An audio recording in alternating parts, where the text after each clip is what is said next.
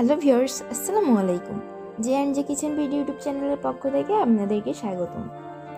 আজকে আমি তৈরি করে দেখাবো একদম রেস্টুরেন্ট স্টাইলে ঘরে তৈরি লাচ্ছি। আশা করছি আপনাদের কাছে রেসিপিটি ভালো লাগবে। ভালো লাগলে চ্যানেলটি সাবস্ক্রাইব করবেন এবং ভিডিওতে একটা লাইক দিবেন। তো চলুন পুরো রেসিপিটি দেখে নেওয়া যাক।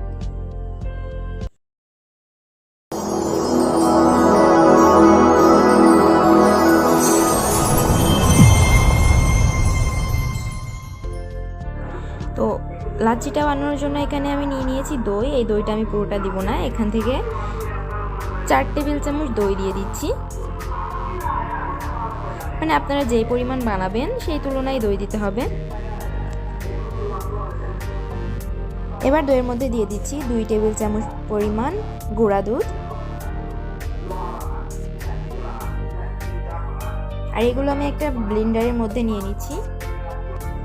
আর দিয়ে দিচ্ছি 2 টেবিল চামচ চিনি। চিনিটা এখানে আপনারা আপনাদের পরিমাণ মতো দিবেন, যেহেতু এখানে দইটা মিষ্টি সেহেতু আমি চিনিটা একটু কম করেই দিচ্ছি। আর দিয়ে দিলাম একটু লবণ। লাচ্ছিতে একটু লবণ দিলে ভালোই লাগে খেতে। দিচ্ছি ঠান্ডা পানি পরিমাণ মতো।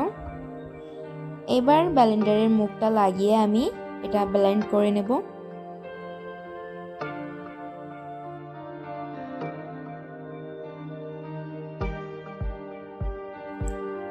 আমি 2 মিনিট মতো ব্লেন্ড করে নিয়েছি। এখন আমি এটা একটা গ্লাসে সার্ভ করে নেব। তো গ্লাসের মধ্যে আমি বরফ দিয়ে দিয়েছি। বরফটা দিলে লাচ্ছিটা খেতে ভালো লাগে। তো এখন আমি এর মধ্যে লাচ্ছিটা ঢেলে দিচ্ছি। খুব সহজে এবং খুব তাড়াতাড়ি তৈরি হয়ে গেল রেস্টুরেন্টের স্টাইলে ঘরে তৈরি লাচ্ছি। এখন এই রমজান মাসে আপনারা এটা ইফতারিতে তৈরি করতে পারেন। আশা করি আপনাদের কাছেও ভালো লাগবে। আমার আজকের রেসিপি এই পর্যন্তই।